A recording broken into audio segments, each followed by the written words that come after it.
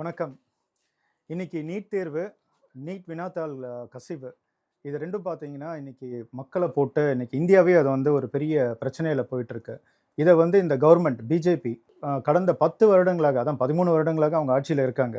10 வருடங்களாக வந்து அவங்க என்னதான் பண்ணிட்டு இருக்காங்க? இந்த பிரச்சனை நெறைய மாணவர்கள் இறந்து போயிட்டு இருக்காங்க. அவர்களால தேர்வு எழுத முடியல, ஸ்ட்ரெஸ்ஸு, அதுக்கப்புறம் அவங்களால வந்து அத கோப் அப் பண்ண முடியல. இந்த பல பிரச்சனைகள் இருக்கு. அதுக்கப்புறம் பணம். இதுல வந்து நீட் தேர்வு வந்து ஸ்டூடண்ட்டுக்காக கிடையாது. இந்த இந்த கட்டமைப்பு வந்து எப்படி குடுத்துருக்காங்கன்னு கேட்டீங்கன்னா, எல்லாமே வந்து பார்த்தீங்கன்னா, அதோட இந்த என்ன சொல்றது? ரெவென்யூ ஜெனரேஷன் தான் இதுல வந்து அதிகமா போயிட்டுருக்கு. பசங்க வந்துட்டு அவங்க குடும்பத்துல கஷ்டப்பட்டு, அவங்க அப்பா, அம்மா நீட் படிக்கணும்னு சொல்லிட்டு 1 வருஷத்துக்கு ரூ. 1,00,000 ரூ. 2,00,000 சொல்லிட்டு அவங்களோட எஜுகேஷன் இன்ஸ்டிடியூஷன்ல போய் சேர்த்துட்டு, அவங்க படிக்க வச்சுட்டு, கடைசியில பார்த்தீங்கன்னா, வினாத்தாள் கசிவு, அதான் லீக்கேஜ், கொஸ்டின் பேப்பர் உடனே நிறுத்துறது. அப்ப அந்த பசங்களோட ஃபியூச்சர் என்ன ஆகும்? இது கவர்மெண்ட் யோசிக்கிறது இல்லையா? ஏன் இது வந்து கடந்த 3 வருடங்களாக, 4 வருடங்களாக வந்து போயிட்டு இருக்கு. போன வருடமும் இதே வந்து லீக்கேஜ் வந்தது. அதுக்கு முந்தின வருடமும் லீக்கேஜ் வந்தது. இத வந்து கவர்மெண்ட் ஏன் பார்க்கல? பிஜேபி ஏன் இத பார்க்கல? இத வந்து ஏன் ஸ்டாப் பண்றதுக்கான முயற்சிகள் அவங்க எடுக்கல? மக்கள் போராடிட்டு இருக்காங்க. இவங்களுக்கு அத பத்தி தெரியலையா? அதோட வருமானத்த மட்டும் தான் இவங்க பார்த்துட்டு இருக்காங்க. 152 வினாத்தாள் கசிவுகள் வந்து நடந்துட்டு இருக்கு. அதுல எத்தனை மாணவர்கள் அதுல பாதிக்கப்பட்டிருக்காங்க? இந்த நீட் வினாத்தாள் கசிவுனால, குளறுபடினால பல குடும்பங்கள் வந்து கடன்களால வந்து பாதிக்கப்பட்டிருக்காங்க.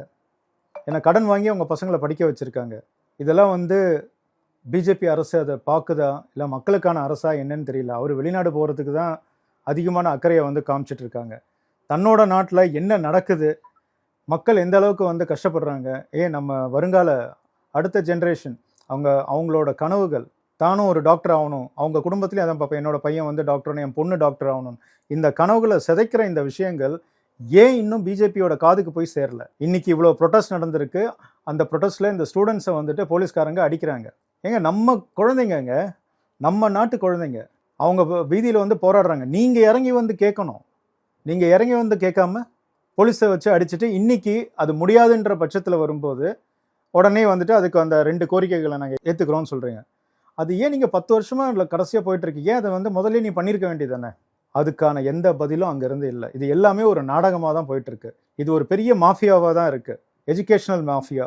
பணம் சம்பாதிக்கிறது இல்லை, ஏகப்பட்ட லட்சக்கணக்க கோடி வந்து இதில் வந்துட்டு புரண்டுட்டு இருக்கு. மக்களோட போராட்டங்கள், மக்களோட கஷ்டங்கள், ஸ்டூடெண்ட்ஸோட பிரச்சனைகள் இதெல்லாம் வந்துட்டு இந்த கவர்மெண்ட் இன்னி வரைக்கும் கையில் எடுக்கவே இல்லை. இதுக்காக திரு ராகுல் காந்தி அவர்களும் அதை தான் சொல்றாரு. இதை நீங்க பாருங்க. இதை வந்து அவரோட போராட்டங்கள் இன்னைக்கு ஒரு பெரிய ஒரு திருப்பத்தை கொண்டு வந்திருக்கு. நாங்கள் என்ன சொல்கிறோன்னு கேட்டிங்கன்னா, இனி இந்த நீட் வேண்டாம். இந்த நீட்டுனால இனி இறப்புக்கள் எதுவுமே வரக்கூடாது. எந்த ஸ்டூடெண்ட்ஸும் பாதிக்கக்கூடாது. இது நம்ம நாட்டோட பிள்ளைங்க. அவங்க என்றைக்கும் பாதிக்கக்கூடாது. இது பிஜேபிக்கு புரியுதா இல்லையான்னு தெரியல. ஆனால் இன்னைக்கு மக்கள் வந்து வெளியே வர ஆரம்பிச்சிட்டாங்க. இனி இந்த கவர்மெண்ட் வந்து அதுக்கான திறன்பட அதுக்கான வேலைகளை செஞ்சு இந்த நீட்டை வந்து முதல்ல நிறுத்த பாருங்கள். இதுதான் எங்களோட கோரிக்கை. நன்றி.